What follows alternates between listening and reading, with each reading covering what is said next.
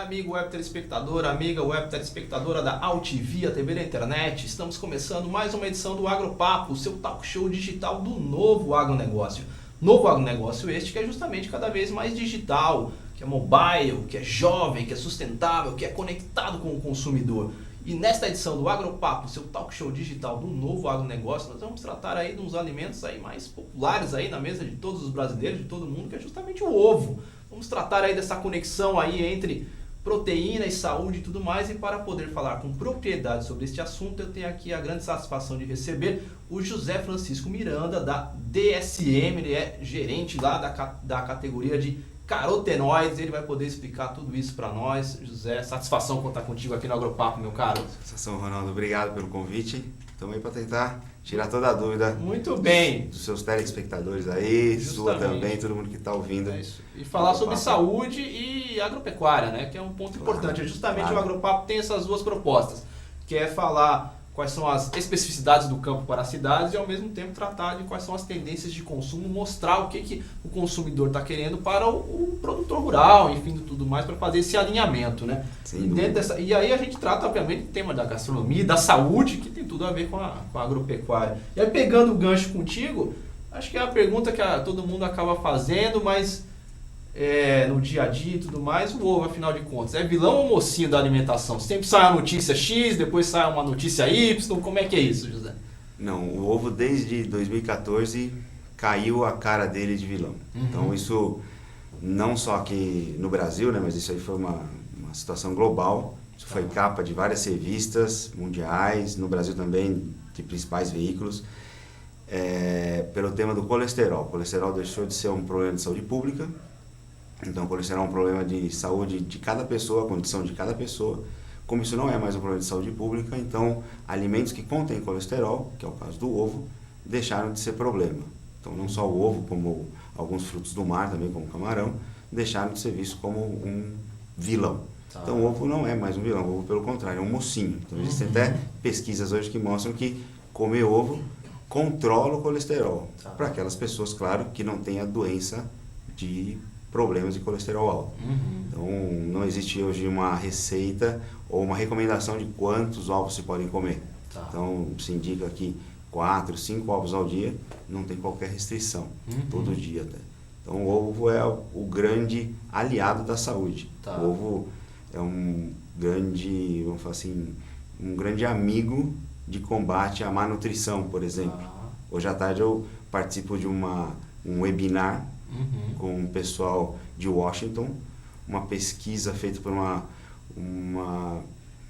doutora da Universidade de Washington, com crianças do Equador, que conseguiu obter sucesso com crianças que estavam ficando com baixa estatura por má alimentação. Tá. Só com a adição de ovo ela obteve sucesso com o crescimento dessas crianças. Então, quer dizer que é uma coisa que a Organização Mundial de Saúde está recomendando, tem aplicado. Então é um alimento, assim, como alimento produzido, é o melhor alimento do mundo. Tá. E os carotenoides, quais são aí, são responsáveis justamente aí da cor, a gema e tudo mais, é isso? O carotenoide... E de outros alimentos também, né? Como o produto que você colocou, que é a categoria que eu trabalho, é um alimento, é um produto apaixonante porque é o alimento que dá cor, né, aos produtos. Então o carotenoide é responsável pela cor da gema.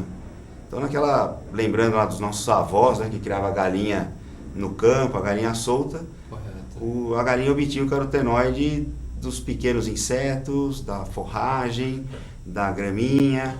Então, ali, nessas pequenas coisas, pequenas porções de carotenoides eram ingeridas e se depositavam na gema.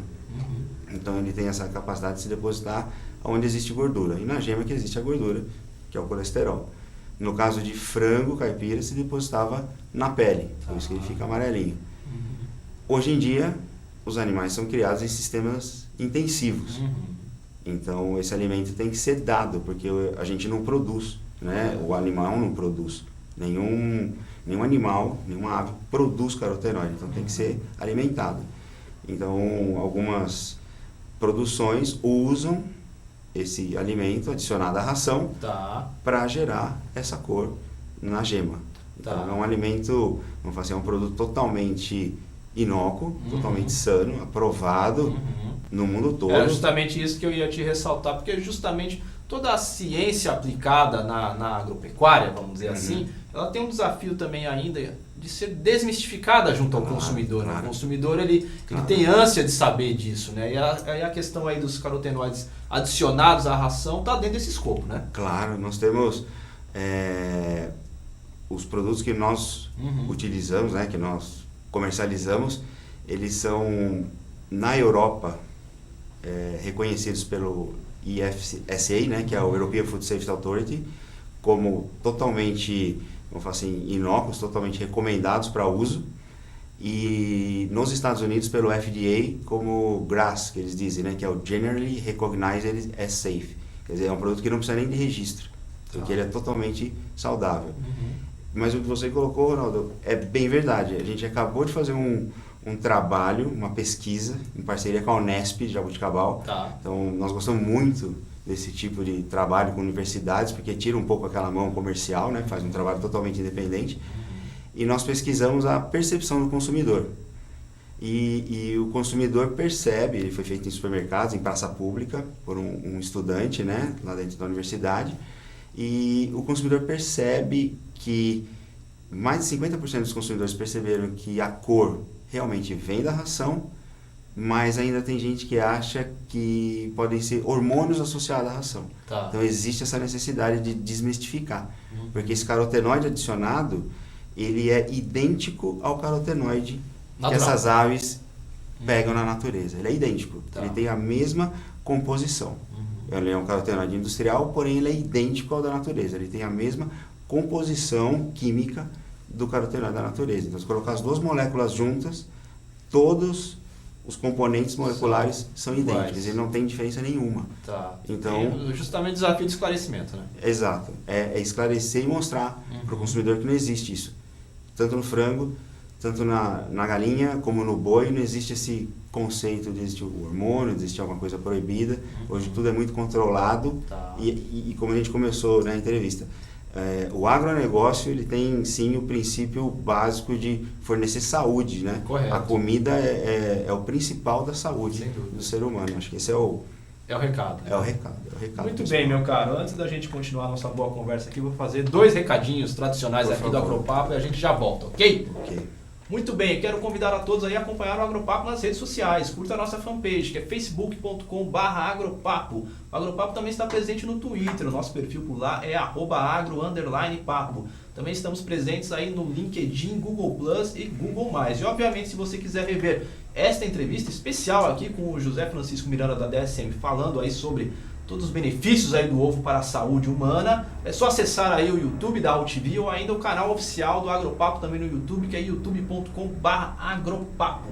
E agora fazer a chamadinha aí do TI Brasil, evento aí que vai tratar aí no começo de 2018 justamente sobre todo o avanço da agricultura digital, da tecnologia da informação aplicada ao campo. O folder está aparecendo aí na sua telinha e o Agropapo é parceiro de mídia oficial aí, mais informações aí com a Key Business. Muito bem, voltando aqui a nossa boa conversa com o José, e justamente essa questão, você pontuou essa questão aí dessa experiência aí da ONU no Equador e tudo mais. O ovo, justamente por ser uma proteína aí bem acessível, vamos dizer assim, ele tem um papel significativo aí em todo esse desafio de segurança alimentar mundial, né? Sem dúvida, sem dúvida. Então, não só a gente tem um organismo mundial, né, que é o International Egg Commission, que seria uma comissão mundial de promoção do consumo de ovo. E ela tem comissários em diversos países, inclusive no Brasil a gente tem um comissário, que é o Eduardo Santos, da Asgav, né, que fica no Rio Grande do Sul. A Asgav é a Associação Gaúcha, né, de produtores. E ele é o responsável no Brasil dessa grande promoção do consumo de ovos, né? Correto. Ele está, óbvio, pela Asgav associado junto ao Instituto Ovos Brasil, associado à BPA, né, Associação Brasileira de Proteína Animal. Então, existe toda essa preocupação em promover realmente o consumo de ovos. Então, anualmente existem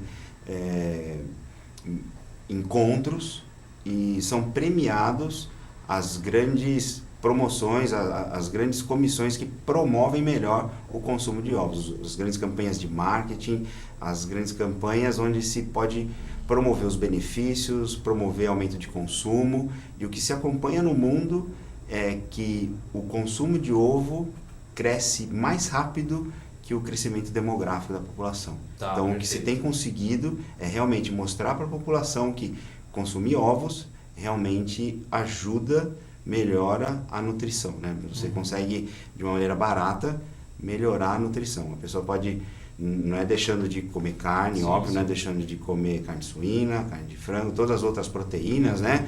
Peixe, mas sim adicionar o ovo com muito mais frequência na sua dieta, seja no café, seja no almoço, jantar.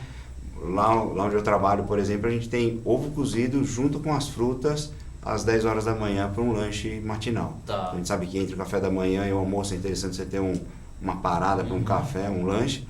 Junto com as frutas a gente adicionou o ovo cozido.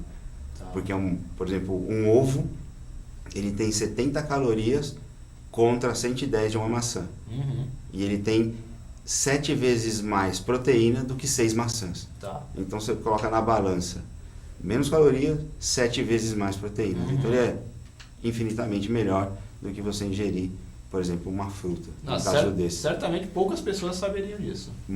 Exatamente. Então, dentro desse conceito de esclarecimento, né? Quer dizer, você leva um ovo cozido dentro da bolsa, é melhor do que você levar 7 maçãs e ele vai gerar muito menos calorias, principalmente se você estiver numa dieta de restrição de caloria. Então, quem sabe muito disso hoje são as pessoas de academia, né? Você fala com uma pessoa dessas fanáticas de academia, ele já sabe todos os benefícios de um ovo, né? Você não precisa gastar 5 minutos para explicar. Então, hoje se faz muita promoção de consumo com essa turma, e essa turma replica para muitos, né, esse consumo.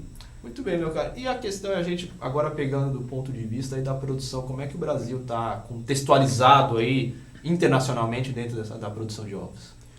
O Brasil hoje está bem contextualizado, ele está entre os 10 maiores produtores de ovos. O Brasil, segundo dados oficiais, então existe muito aquela questão de dados oficiais, dados não oficiais. Então vamos falar de dados oficiais, né, que é os dados da BPA, do Instituto Ovos Brasil. Correto. A média, então fechou ano passado, né, vamos falar de dados de 2016, quase 192 ovos per capita, quase 40 milhões, né, de ovos produzidos, 40 bilhões, desculpa, de ovos produzidos no Brasil. Então é um número bastante interessante. Então é um país que vem crescendo na sua produção de muito boa qualidade. Então nós não temos problemas na produção brasileira, nós não temos problemas de influenza aviária, como aconteceu em alguns outros países até próximos aqui, né, da América Latina. Então existe uma qualidade de aves muito boa, existe uma qualidade de produção muito boa, produtores vamos falar assim, de um grande número de aves, então produtores já com mais de 10 milhões de aves, produzindo de boa, vamos falar assim, com boa ração, com boa alimentação, com boa cadeia logística. Então, assim, eu conceituo o Brasil como um país que está num caminho muito bom. Se a gente comparar o Brasil com o México, que é um país que tem um grande consumo, o México então está no primeiro lugar de consumo com o Japão, sempre disputando, né? Ano a ano eles vão se revezando, 360 ovos per capita, então é quase que um ovo por dia, né? Então já temos estados no Brasil, como o Rio Grande do Sul, que já está em 220 ovos por dia. Então existe assim muita chance do Brasil estar nesse caminho e tudo para crescer. Então eu acredito que nós estamos no caminho certo. A BPA cada vez mais apoiando, o Instituto Ovos Brasil apoiando, os produtores cada vez mais se falando. Então a gente tem um evento no meio do ano, a gente tem um dia onde eles se juntam para falar do que está acontecendo, para tentar melhorar. A gente tem a festa do ovos, né, de Bastos, onde tem aí uma jornada técnica, onde também se fala bastante disso. Tem a Associação Paulista de Agricultura, com 2, 3 dias discutindo isso em Ribeirão Preto, onde se fala também de assuntos técnicos específicos da produção de ovos. Então, tem a presença do secretário da Agricultura, muitas vezes até do governador do estado. Então é uma coisa que muito se apoia, né? A grande maioria dos estados produtores hoje já tem os seus eventos setoriais específicos, universidades apoiando, desenvolvendo trabalhos. Então, universidades de São Paulo, em Goiás, no Nordeste também, então Recife, Ceará, fazendo bons trabalhos, Rio Grande do Sul. A gente tem gente assim muito boa já envolvida nisso. Eu acho que o caminho é bom. O caminho, o que eu vejo, estando envolvido nisso, eu que sempre vim do outro lado, eu vim do boi, vim do frango, Tá. do suíno. Estou no ovo agora há 4 anos. Tá. Eu me apaixonei. É uma coisa que quem me acompanha hoje no Facebook fala, pô, você não tem outro assunto para falar, você só fala disso. Embaixador do ovo. Você só fala disso, só posta receita disso, você não tem outro assunto? Eu falo, mas é apaixonante. É uma coisa assim que realmente você começa a gostar da possibilidade que ele te dá de crescer. Então, ovo é muito saúde legal. e ovo é geração de emprego e renda e divisa para o país. Né? Muito, muito. E é uma coisa assim que ele está bem próximo, é muito mais próximo do que você imagina. Correto. Então você sai daqui de São Paulo, ele já está aqui no interior próximo de você vai para outros estados, ele está muito bem dividido, né? Ele não está muito centralizado, ou só nesse estado, ou só no outro. Em cada estado tem um polo produtivo, então ele é muito interessante por causa disso. Né? Muito bem, José. Já é um grande bordão e chavão do Agropapo, que boa conversa, acaba passando rápido. Eu quero Quero reiterar meus agradecimentos da sua presença, expressando aí todo o seu conhecimento aí sobre um dos alimentos mais importantes da alimentação humana e deixar o convite aberto aqui para ter novidades, o espaço está aberto. Obrigado, Ronaldo. Quando você precisar de algum assunto, por favor, conte conosco. Muito bem. Eu agradeço mais uma vez a participação, José. Um abraço. Tchau. Isso aí. E assim nós encerramos esta edição do Agropapo, o seu talk show digital do novo agronegócio aqui na Altivia, TV da internet. O Agropapo que tem produção, direção e apresentação de Ronaldo Luiz e a direção jornalística da Altivia TV da internet é do jornalista Alberto Luchetti. Assim encerramos esta edição, voltamos na próxima, um abraço e tchau, tchau.